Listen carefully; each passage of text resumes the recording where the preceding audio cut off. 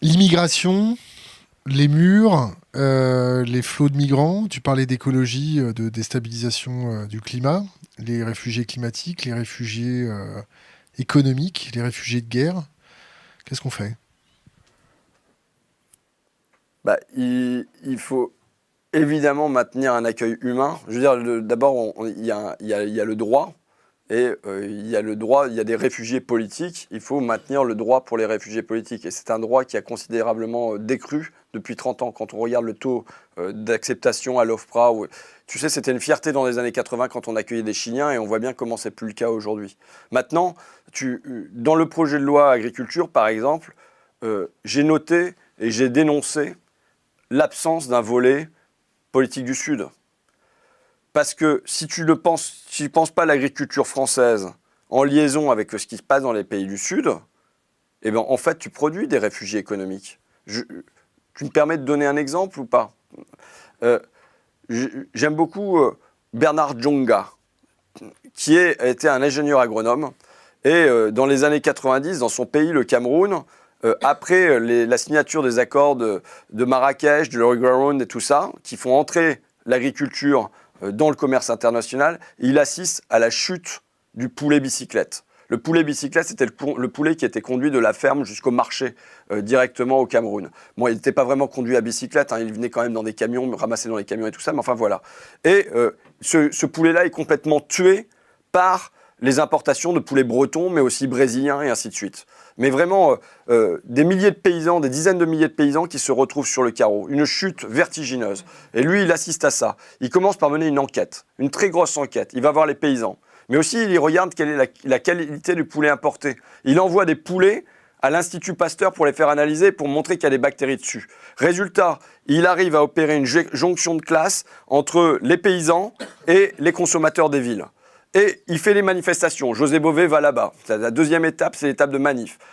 José Bové va sur place. Il y a tellement la crainte d'une grosse manifestation qu'il est condamné à rester dans l'aéroport. Et la troisième étape, c'est la phase de négociation. Il négocie avec l'Organisation mondiale du commerce, l'OMC, Pascal Lamy à l'époque, pour que le poulet camerounais soit sorti des accords commerciaux. Ce qu'il obtient. Et le résultat, c'est qu'aujourd'hui, le Cameroun est quasiment revenu à l'autosuffisance en matière de poulet, une renaissance du poulet camerounais. Eh bien, ce genre de décision, ce genre de combat, ça fait plus pour contenir le problème des réfugiés économiques que des tas de mesures, d'autres mesures. Donc, moi, je pense que la première chose qu'on devrait faire, c'est de permettre aux pays du Sud de mener la politique commerciale qu'ils souhaitent.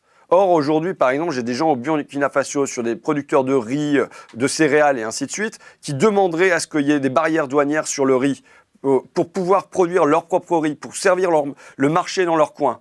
Et ce que me racontent les militants sur place, c'est que l'Union européenne, l'ambassadeur de France, le Fonds monétaire international ou l'Organisation mondiale du commerce, avec tous ces envoyés sur place, font pression sur le gouvernement burkinabé et sur en fait tous les pays d'Afrique de l'Ouest pour qu'on ne remette pas de barrières commerciales, pour qu'on n'instaure pas les barrières commerciales. Et ça condamne en fait la production des paysans locaux. Et voilà, je pense que il faut remettre ça au cœur du problème. Si on ne remet pas le maintien des paysans sur leurs terres au cœur du problème, on est condamné à des flots permanents de réfugiés. C'est pas comme si les gens ils étaient heureux quand ils arrivaient. En attendant, on fait quoi?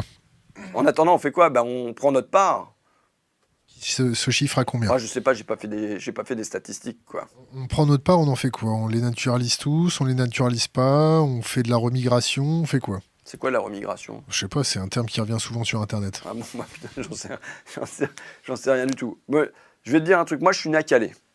Donc, là où il y a... Personne n'est parfait, hein. Bon, quel problème? Franchement, là où il y a la jungle régulière qui est dénoncée, démantelée, qui se reconstruit, qui revient fatalement parce que c'est quand même l'endroit où tu es le plus près des côtes anglaises. Et il se trouve que les gars là-bas, ils veulent pas venir en France. Bon, s'ils veulent aller en Angleterre, pourquoi on les empêche? Je comprends pas. J'ai toujours pas compris. J'ai toujours pas compris que Sarkozy ait signé les accords. Et les gens qui sont bloqués en Turquie, pourquoi on les empêche? En tout cas, c'est pas. Ils veulent venir en Union européenne. Oui, mais le gouvernement. Pourquoi on paye les Turcs pour bloquer les gouvernement migrants? turc, j'en sais rien. Mais tu vois, en tout cas pour l'Angleterre, moi je vois pas du tout pourquoi on sert de sas contenant les migrants qui veulent aller en Angleterre. Peut-être pour négocier sur d'autres trucs. Bah, je vois pas sur quoi. Hein. Bah, un peu comme la Turquie avec l'Union Ah, européenne. mais Non donc ils y gagnent et négocient sur quelque chose. Moi, avec l'Angleterre, je vois pas sur quoi on négocie. Alors, qu'est-ce qu'on fait? On leur propose des bateaux? Oui, bien sûr, on met en accès des On prend ferries. l'armée, on prend le Charles de Gaulle et on les met tous sur le Mais Charles de Gaulle. pourquoi il n'y aurait pas des ferries tout confort? Qui c'est qui va payer? Les ferries? Bah, là, je veux dire, moi je suis prêt à payer. Est-ce que la France, le gouvernement français, paye des ferries pour aller en Angleterre? La dette française, c'est combien? Voilà. C'est à peu près le PIB, donc on doit être aux alentours de 2000 milliards. 2200 milliards, pas mal. Ça va, non? Ouais. Non. Est-ce qu'on C'est construit pour un... un champion. Est-ce qu'on construit un mur? Hein? Est-ce qu'on construit un mur? Un mur de quoi? Un mur comme avec Trump, avec le Mexique. Ah non, pas du tout. Non, non, non. Est-ce que t'en as entendu parler? Non, Non? non, j'ai jamais entendu parler de construire un mur. Qui est-ce qui a des idées comme ça? C'est Bouygues. Tu sais, ça me fait marrer. Rigole c'est pas les trop parce qu'on est bien informé. C'est les reportages à la télévision, tu vois sur TF1. La solution au problème des prisons, c'est c'est qu'il faut construire des nouvelles prisons. Forcément, tu sais qui est-ce qui va les construire. Donc, bon, non, j'imagine pas du tout construire un mur. De toute façon, moi, je suis...